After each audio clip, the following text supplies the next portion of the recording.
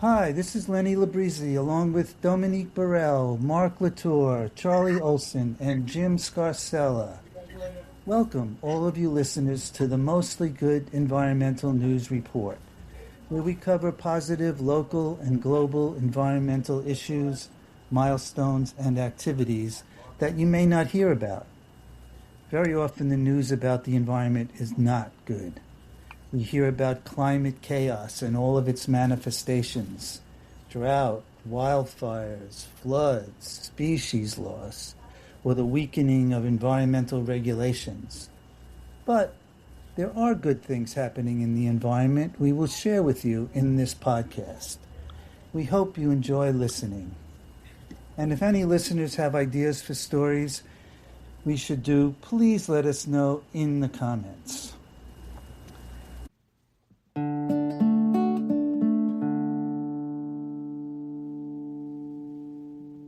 For our first good news item, Dominique Burrell will tell us about how giant tortoises are repopulating the Galapagos. Dominique? Thank you, Lenny. Giant tortoises are once again walking the landscapes of Floreana Island, which is one of over 100 islands in the Galapagos archipelago.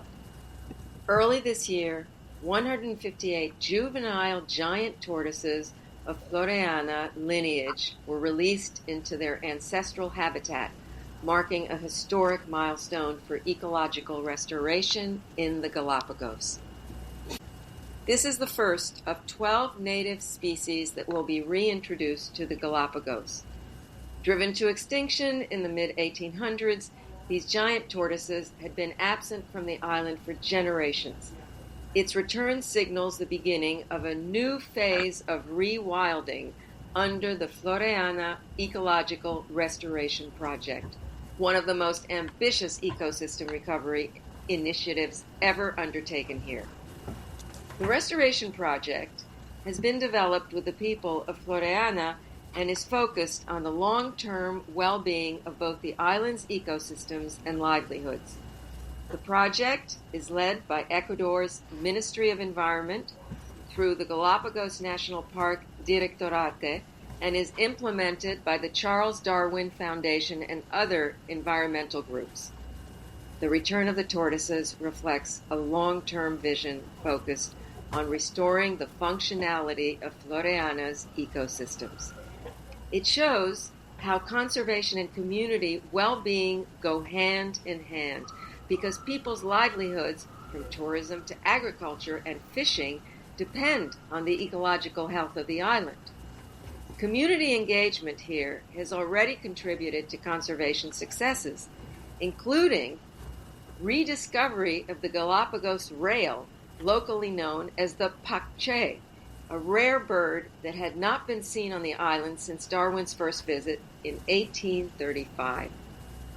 The released tortoises are the result of decades of scientific research. Genetic studies revealed that some tortoises living on Wolf Volcano to the north of Isabella Island carried ancestry from Floreana, the last living descendants of a lineage long believed to be lost, due mostly to historical whaling practices that involved offloading invasive animal species before long sea voyages. Through a carefully managed breeding program, these individuals were raised to form a population that is genetically as close as possible to the original Floreana giant tortoise. As keystone species, tortoises help maintain open habitats, promote native plant growth, and create conditions that allow entire ecosystems to function. Their absence on Floreana altered ecological processes for nearly 2 centuries. Their return is expected to help drive natural regeneration processes that support a wide range of native plants and animals. Giant tortoises are a critical part of the Galapagos ecology. By dispersing seeds, shaping vegetation, creating microhabitats such as their wallows, and influencing how landscapes regenerate, they rebuild ecological processes that other species depend on. The return of giant tortoises will also strengthen Floreana's land and sea connections. By dispersing seeds and opening habitats, tortoises help improve nesting and feeding conditions for birds, including species slated for future reintroduction. Healthy seabird populations, in turn, contribute nutrients that support surrounding marine ecosystems, including coral reefs and fisheries. Seeing tortoises walk freely on Floreana after 180 years shows what's possible when local partners, global experts, and the community share a vision for recovery.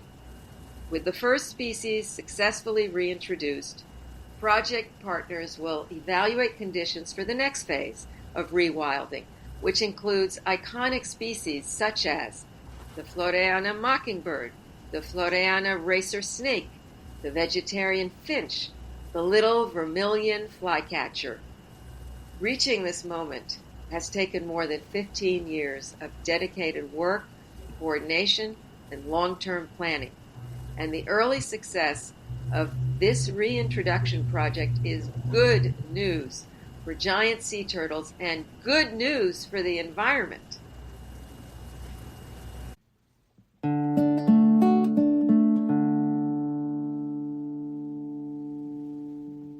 And now, Charlie will speak to you about the myth of solar panels. Thanks, Dominique. New solar power met 3/4 of the world's new energy demand last year. But in the United States, there is still local opposition to solar farms based on fears about noise, about visual pollution, and toxic waste. Yet these concerns are easily refuted by evidence showing that solar farms are harmless and do not pose significant health risks.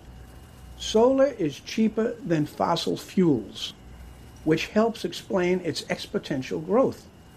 Global solar power generation grew by 30% last year. That was the fastest growth in a year for any energy source on record.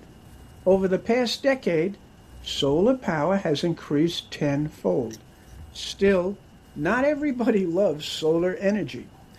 In the U.S., installations actually fell last year, bucking the trend in almost every other country. Solar was still the biggest source of new energy in the United States last year, making up 54% of all additions, compared with just 8% for natural gas. Solar and battery storage combined made up 79% of new U.S. energy sources in 2025. And that's with it falling down percentage-wise that year. Still, it was very high. One factor hurting solar in the U.S.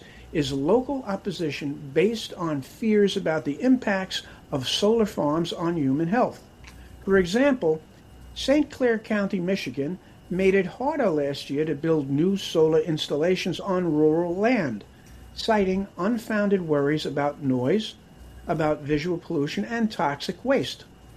These are just a few of the health-related worries used to block or slow down solar development. And now I'm going to share you a partial list of some of those concerns. Many of these worries are understandable, but all of them are easily refuted. Myth number 1. Solar farms are too noisy. In reality, solar farms do not make enough noise to hurt people physically or mentally. Inverters that change electricity from direct current to alternating current for the grid generate up to 70 decibels. That's 70.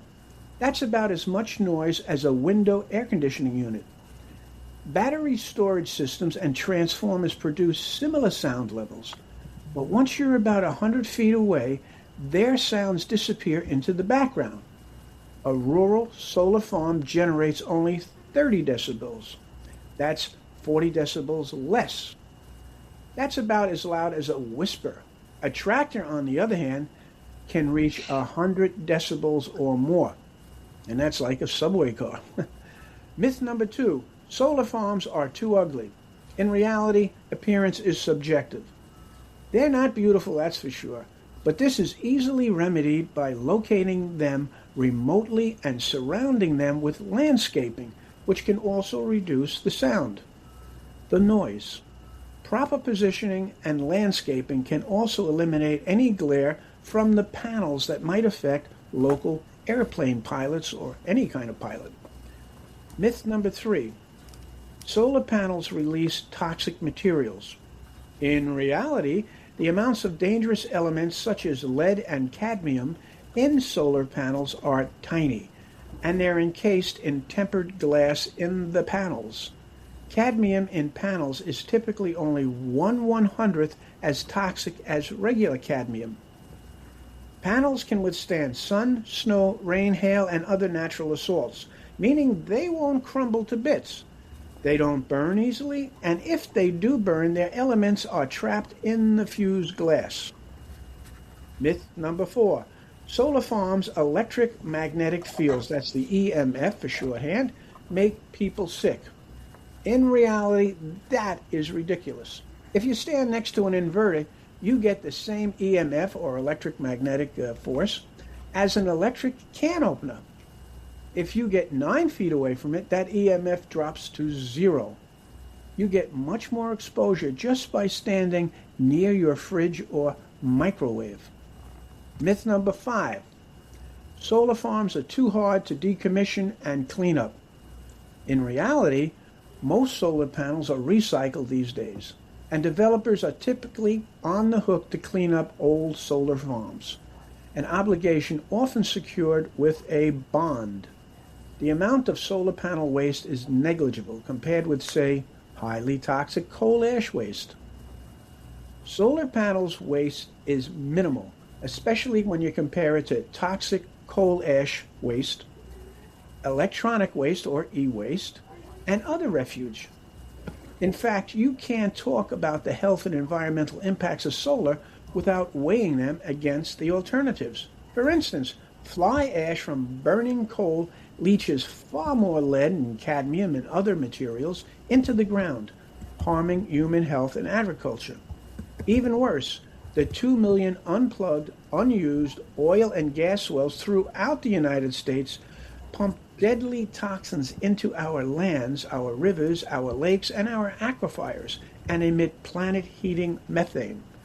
On top of this, when you burn fossil fuels, you're making the planet hotter, and you're raising the risks of drought, of wildfire, and all kinds of disease that will cost trillions and trillions of dollars and millions of lives. The human brain is hardwired to trust things that are familiar, and to distrust things that are brand new or new. This makes people vulnerable to fear-mongering by the fossil fuel interests that incite resistance to newer technologies, as it has throughout all of history and business, such as solar and wind. But relax. Solar panels will not give you cancer or anything else except good business sense. And that is good news for you. That's good news for me. That's good news for us and for everyone else, including the business industry. And it's definitely good news for the environment.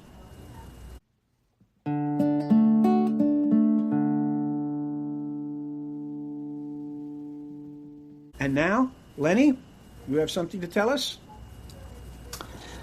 Yes, thank you, Charlie. Here is another story about species being restored to its former habitats. Ospreys, or as they are sometimes called seahawks, are a feel-good, good news story. Ospreys are 2-foot-tall raptors found near water like rivers, lakes, and along coastlines. They are the only raptor that dives into the water feet first, often emerging with a fish in its talons. Their dives are spectacular and amazing to watch. A birder friend says their dives are his favorite to watch. Like a number of other bird species, their numbers dropped drastically when the pesticide DDT was used extensively. Eagles and California condors, as well as other species like the osprey, produce thin-shelled eggs when exposed to DDT. The shell often cracked before the young birds were fully developed, and they disappeared from many areas, including Staten Island, where I live. Once DDT was banned and stopped being used, their numbers increased and they returned to their former habitats. One of their favorite perching spots is the tops of telephone poles. This has led to some conflicts with electric companies, as their nest could short out electric wiring. Our local utility, working alongside local environmental groups, erected a pole without live electric wires near one of their favorite nesting spots, and they quickly created a nest of large twigs there. Another example of local volunteer efforts having a positive effect on nature. I have seen osprey, usually a single individual, when I take bike rides along the beach, including one I saw perched in a tree eating a freshly caught fish. They tend to be solitary or are found with their lifelong mate, which is appropriate, and a fun fact that a group of ospreys are called a duet. And since male and female ospreys have different vocal ranges, when they call to each other, their song sounds like a duet. So if you are along the east or west coasts and the Great Lakes in the United States, or throughout much of Canada during the warm months, look for a large bird with a white breast and black rear, and a white head with a black stripe. We can thank Rachel Carson for writing Silent Spring, environmental groups for their advocacy, and scientists whose research showed the connection between DDT and the dwindling number of birds for the osprey's presence. And that is good news for the environment.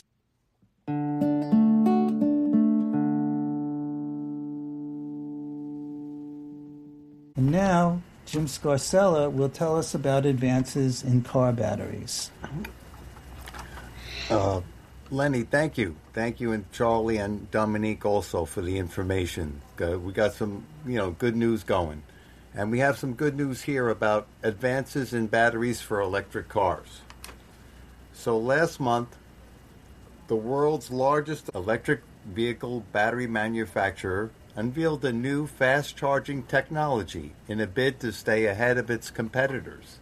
The Chinese company, known as CATL, showcased its latest lithium iron phosphate battery that recharges from 10% power to 98% power in just 6 minutes, a development that brings electric vehicle charging closer to the speed of filling up the tank of a gasoline vehicle at a gas station. This new lithium iron phosphate battery is capable of recharging from 10% to 35% power in just 1 minute, but those time frames assume moderate temperature environments rather than the environments that are freezing or extremely hot. Still, the breakthrough exceeds a 9-minute EV battery charge touted just last month by competitors. The battery maker CATL cited additional achievements, including a nickel, cobalt, manganese battery designed to provide over 600 miles of range on a single charge, and an even more ambitious condensed matter battery that offers a range of well over 900 miles for a sedan, setting a new benchmark for premium models. The ability to travel greater distances on a single charge may help boost electric vehicle adoption and sales by reducing range anxiety, especially where charging stations are limited. The battery maker's multi-chemical approach to batteries provides a solution for every tier of the market, from small city cars to luxury vehicles and heavy-duty trucks. This multi-chemical approach will help battery makers hedge against volatile price swings of raw materials such as lithium, nickel, and cobalt. And that's good news for car buyers and good news for the environment.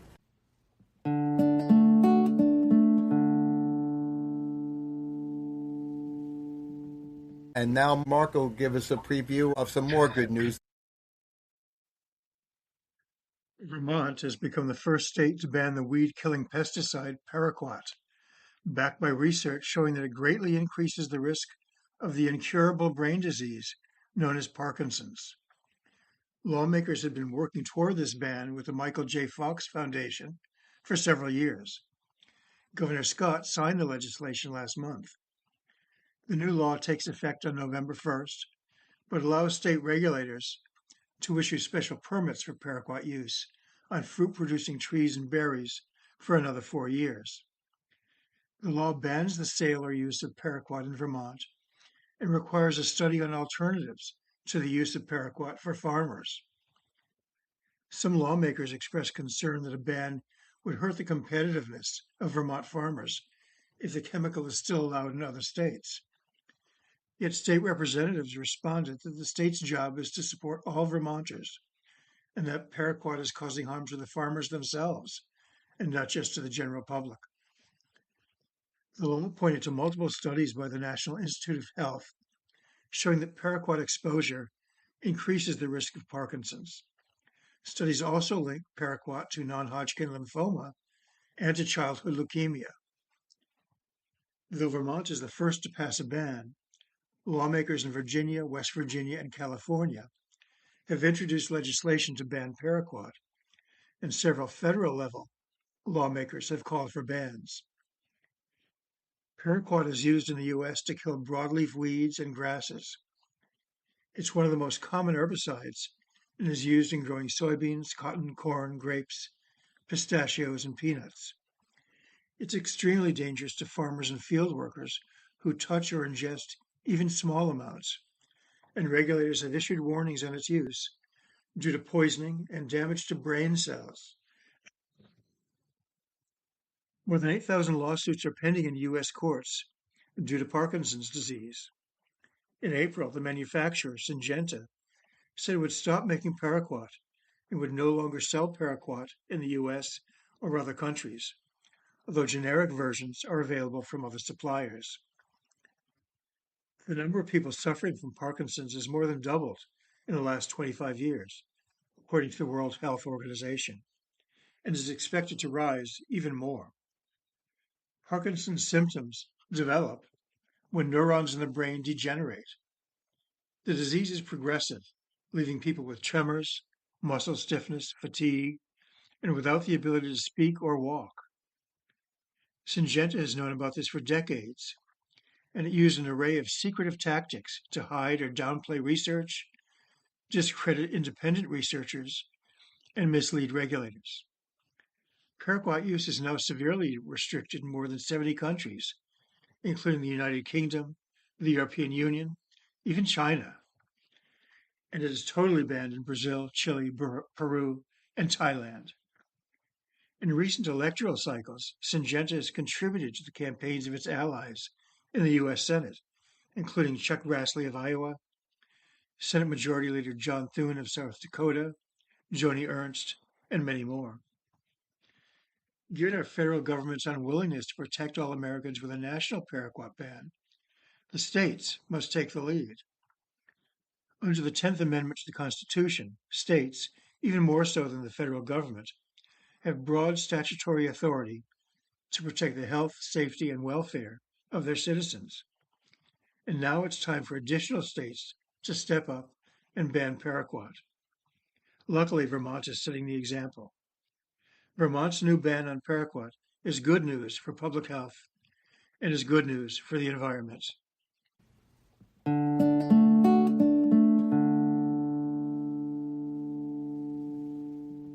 Thank you for listening to the 20th Mostly Good Environmental News Report. We hope you enjoyed hearing some good news. If you like what you heard, please share with your friends and listen to more episodes of the Mostly Good Environmental News Report, wherever you listen to podcasts.